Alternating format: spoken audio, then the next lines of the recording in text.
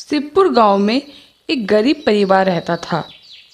राजन गांव में कोई भी काम कर लिया करता था, जिससे कि उसके दोनों बच्चों को भूखा न सोना पड़े। कब तक हम ऐसी जिंदगी जिएंगे? बच्चों को स्कूल में एडमिशन भी करवाना है। कुछ और काम ढूंढो ना। तुम कहो तो मैं भी थोड़ा बहुत काम ढूंढती हूँ, जो कुछ थोड़ा बहुत मदद मिले।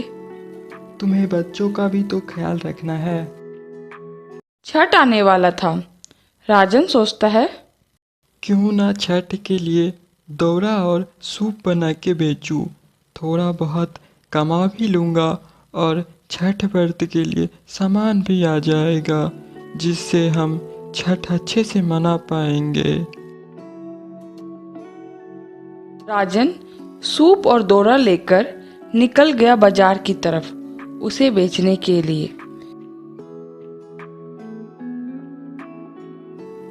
सूप ले लो, दौरा ले लो। बहुत अच्छे सूप है, बहुत मजबूत सूप है। सूप ले लो, दौरा ले लो। कितने के हैं ये सूप? चलो यहाँ से बड़े दुकान से लेते हैं। यहाँ के सूप तो कच्चे बांस से बने हुए हैं, अच्छे नहीं हैं। नहीं, अच्छे बांस से बने हुए हैं, पके हुए बांस से बने हैं। देखो, बहुत मजबूत है।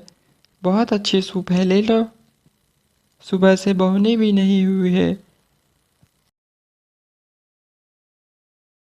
राजन का पूरे दिन एक भी सामान नहीं बिकता। शाम में वह उदास होकर घर की तरफ चल दिया। हे छठी मैया, इस बार कैसे छठ मना पाऊंगा? इस बार तो एक भी कुछ नहीं सामान बिका है। कैसे छठ मना पाऊंगा? वह घर जाकर उदास बैठ जाता है। तभी उसकी पत्नी आती है और पूछती है, क्या हुआ? आज एक भी सूप नहीं बिका क्या? क्यों उदास बैठे हो?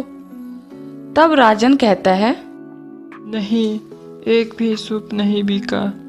पता नहीं इस बार छठ कैसे मना पाएंगे। छठी मैया के लिए ठेकुआ और पूरी भी बनाना है। कैसे सामान आ पाएगा? इस बार तो छठी मैया का भोग भी नहीं लगा पाएंगे। चिंता मत करो, हर बार की तरह इस बार भी हम व्रत कर पाएंगे। छठी मैया हमारी मदद करने जरूर आएगी। अगले दिन राजन सुबह 4 बजे ही बाजार की तरफ निकल जाता है। उसकी पत्नी पूछती है, इतने सवेरे कहाँ जा रहे हो? हाँ, सोचा थोड़ा जल्दी चला जाता हूँ।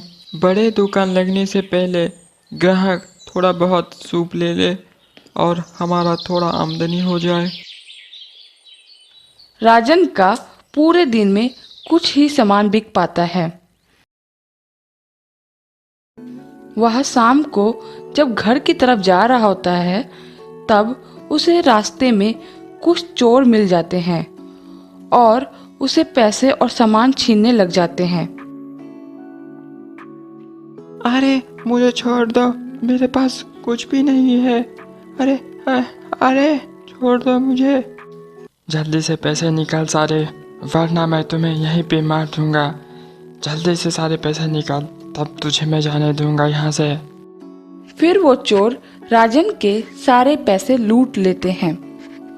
राजन घर पहुंचकर खूब रोता है और बोलता है, लगता है इस बार छठी मैया भी नहीं चाहती कि हम पर्व कर सकें।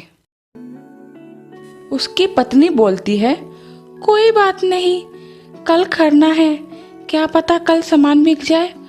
अगर सामान नहीं भी बिका तो हम बिना पकवान के ही छठ का पर्व मनाएंगे। और इतना बोलकर दोनों उदास हो जाते हैं। अगले दिन राजन सुबह ही सामान बेचने निकल जाता है। सूप ले लो, दौरा ले लो। बहुत अच्छे सूप है, बहुत मजबूत सूप है। सूप ले लो, दौरा ले लो।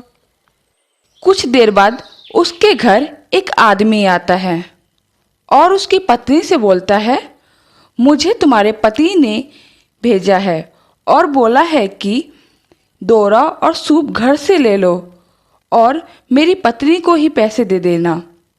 ये लो पैसे। पत्नी बोलती है उसकी, ठीक है भैया। शाम को जब राजन घर आता है तब उसकी पत्नी पूछती है, आज वो जो आदमी आया था उसने इतने पैसे दिए, ये लो पैसे। राजन बोलता है, कौन आदमी? मैंने तो किसी को नहीं भेजा था।